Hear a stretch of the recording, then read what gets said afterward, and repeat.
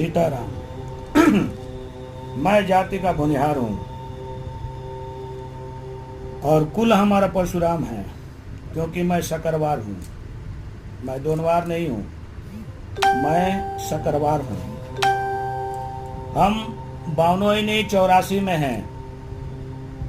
हमारा गोत्र 84 में है।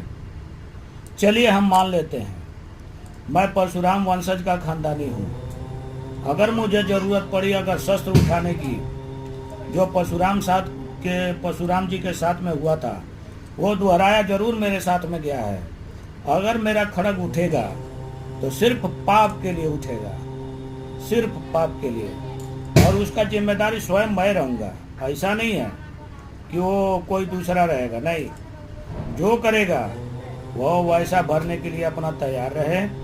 हम अपने कर्म से निष्फल हैं, जो करेंगे